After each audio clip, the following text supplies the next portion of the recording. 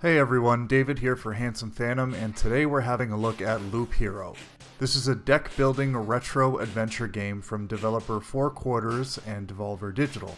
We had a chance to check out the game early to see what it's all about.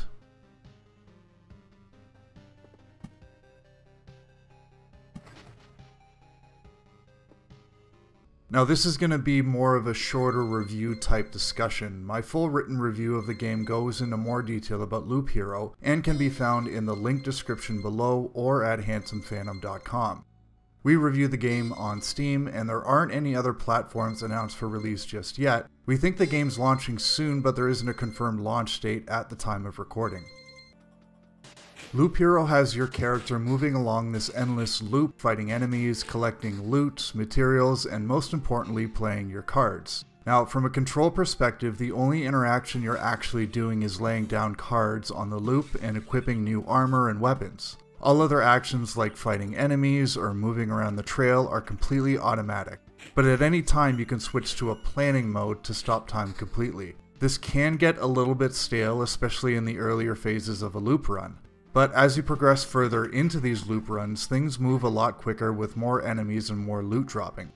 When you start out a run, the loop is almost completely empty. Each card you play, however, adds a new visual element to the loop. It was really cool watching the loop go from completely barren and empty to full of life and structures as you progress through a run.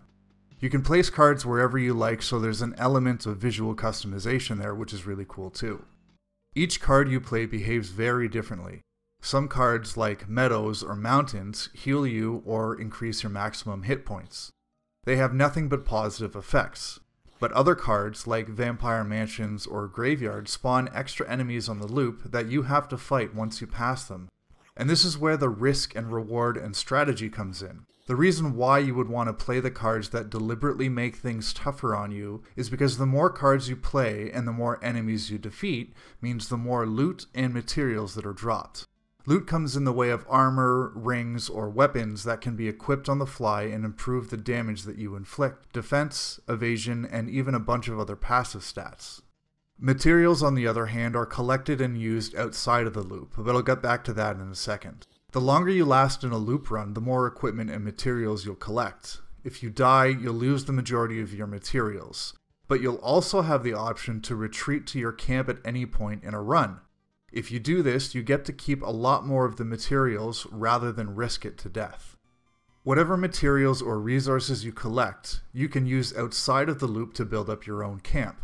The more structures you have, like field kitchens, smithies, or even a refuge, the stronger you'll be when you start out a new loop run. Some structures built even unlock new cards that you can use in your deck. It did feel like either the drop rate of the materials was way too low, or the amount that you actually need to build even basic structures was too high, because you really need to grind out quite a few runs to save up enough materials and resources to build some of the buildings.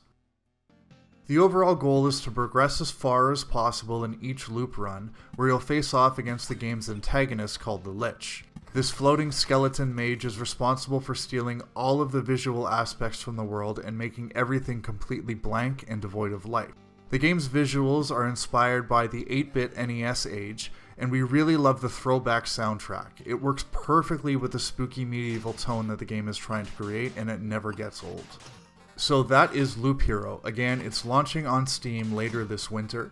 We gave the game a 7 out of 10, and definitely think it's worth checking out. Obviously, due to the nature of the game, it can get a bit repetitive, grindy, and we're not sure how long it can hold your attention. But it does get quickly addictive and gives you that one more run push. We love the way the visuals evolved as you progress through the game, both in your individual loop runs or while building out the camp, and the music is just awesome. Again, you can check out the full written review of Loop Hero in the description below or over at handsomephantom.com.